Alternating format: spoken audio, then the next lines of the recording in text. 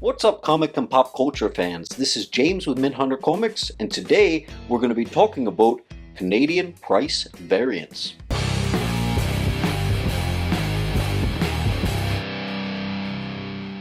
Guys, I'm joined here by some special guests, a 1982 DC 75-cent Canadian price variant and a 1984 95-cent Canadian price variant. And each one of those is a little bit different. Marvel's even different from DC. We're going to go over all of that today, but before we dive in, I want you to like, comment down below, and don't forget to subscribe. A lot of research went into this video today, so I hope you guys enjoy. So what are Canadian price variants? When did they come around? When did they go away? And how rare are they really? It's the early 1980s, and local comic book shops started appearing. Marvel and DC each sold comics through two distinct distribution avenues. Direct edition, sometimes referred to regular editions these days. Copies were directly sold to these new comic book shops that were opening up at a discount. Newsstand copies was the old system, where comics were sent to 7-Elevens and other newsstands across North America, where the price was the same, but any unsold copies the store or newsstand owner would return. In 1980, both US and Canadian newsstand copies were identical. But starting in October of 1982, there was a massive currency fluctuation. Canadian publishers couldn't afford to only charge 60 cents, which was the price of the average comic at the time. As a result, newsstand copies started to introduce a Canadian price of 75 cents instead of the US 60 cents. But instead of placing both US and Canadian prices on newsstand copies, as they later eventually did, from October 1982 out to August of 1986 for Marvel and September of 1988 for DC, these publishers produced two batches of newsstand copies, a higher cover price batch for the Canadian newsstands and a lower cover price batch for the US newsstands. And they were all produced at the same time, so they are all first print copies. It's not like they're reprints. However, the newsstands going to the US and Canada were different. Each batch was sized to fit the corresponding market, so the direct edition batch was informed by comic shop order levels. Simple. And each of the two newsstands, US and Canadian, were informed by the size of the target market and sale trends. Because there's simply less newsstands in Canada and a less target audience, the higher price Canadian newsstands were printed as a fraction of the US newsstand counterparts. In fact, to put an exact number to it, less than 10% of newsstand copies in 1982 were Canadian price variants. Over 90% of newsstands in 82 were regular US 60-cent price newsstand copies. But again, this is all just talking about newsstands. Remember, from 1980 to 85, there were more newsstands produced than direct editions. Direct editions, after all, was a relatively new phenomenon and didn't really pick up until 1985 because actual comic book shops, which is where the direct editions were sold, didn't really take over until the mid-80s. By the end of the 80s, newsstands were on the outs, and direct editions were far more available due to the large amount of actual comic book shops popping up. In fact, let's take a look at this chart. This shows us the percentage of newsstands that existed at the start of the 80s. Notice how it's much more prevalent than the direct editions. But as time goes on, and you neared the end of the 80s, direct editions left the newsstands in the dust. Now, if you consider that less than 10% of these newsstands between the years of 82 to 86 were Canadian price variants, that means only 1/10 of newsstands, an already depleting number, were Canadian price variants. So, these Canadian price variants would have already been pretty rare. Only the rarity doesn't stop there, because we haven't even brought up something massively important, something called the rate of survivorship. Survivorship? What does that mean? Well, the dawn of direct editions sold in actual comic book stores, consumers and comic fans started to prefer buying those over newsstands for many reasons. Perhaps to escape the ugly barcode, perhaps to support their local comic book shops.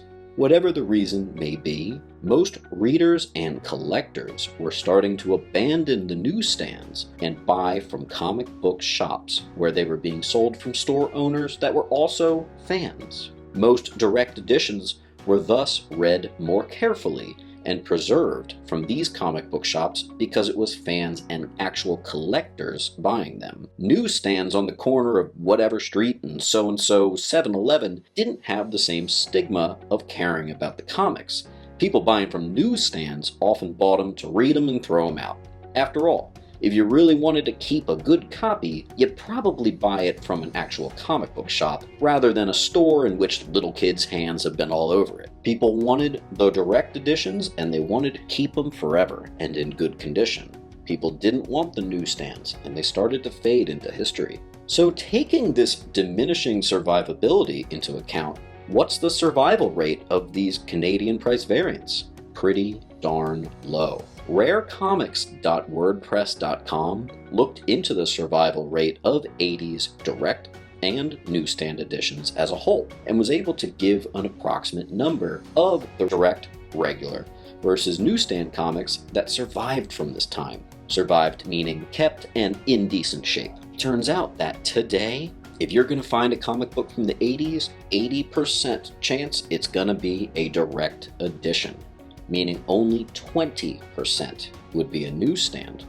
Now, because we're looking not at just newsstands, but specifically Canadian newsstands, if 1 in 10 newsstands were Canadian, then that means that 80% of survived comics were direct edition, 18% of the survived comics were newsstands, and only 2% of all survived comics from the 80s are Canadian newsstand price variants.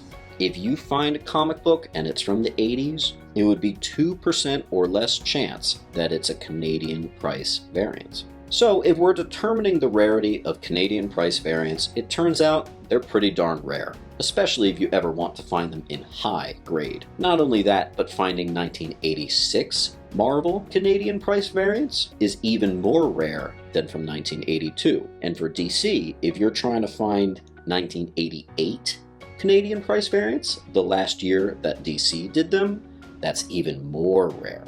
Therefore, it is more likely to find a survived Canadian price variant from, let's say, 82 through 84 than it would be to find through 85 through 86.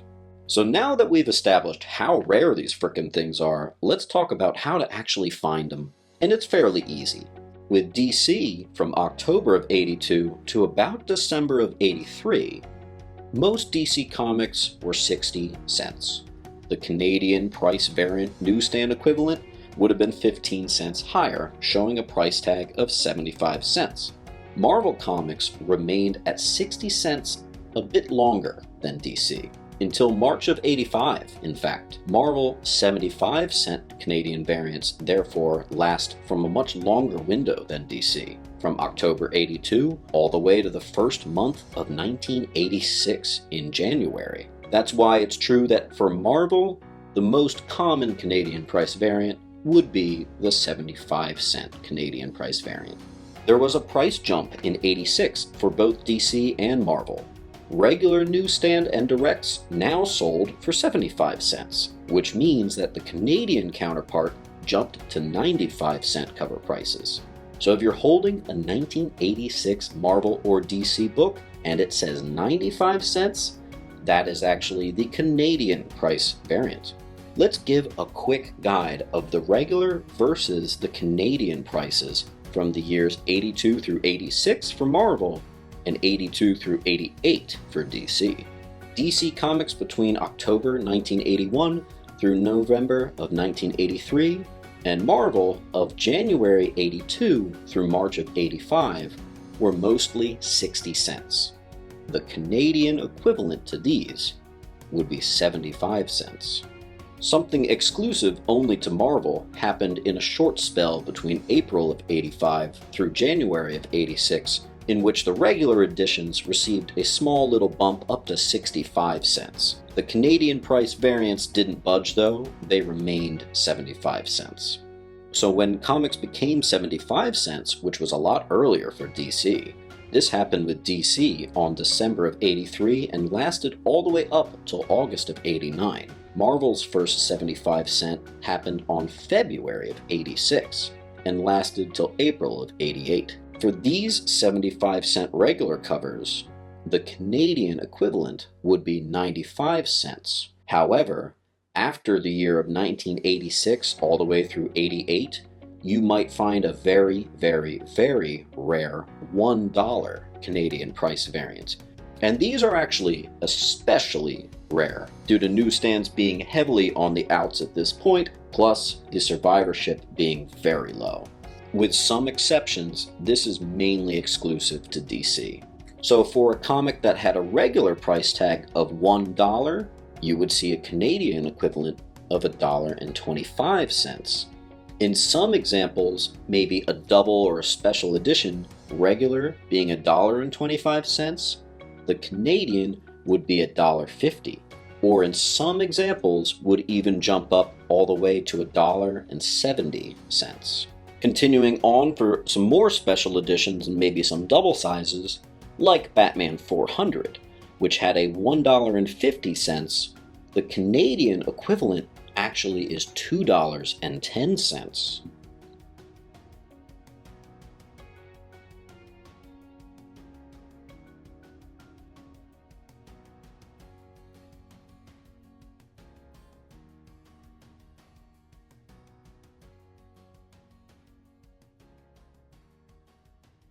Guys, I hope you enjoyed. Today's video was a lot of fun. Thanks for tuning in. Hope you learned something new. And as always, keep on hunting.